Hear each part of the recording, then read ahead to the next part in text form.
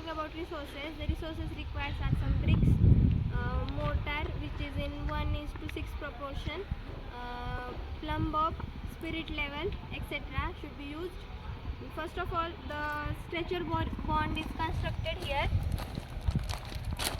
First of all, here the stretcher bond is constructed. After that, mortar is filled up in the joints, and next step is to the second course of header bond is applied, and after that mortar fill up, and next to this also a stretcher bond layer can be given here, and this bond is constructed as well as however the length we required.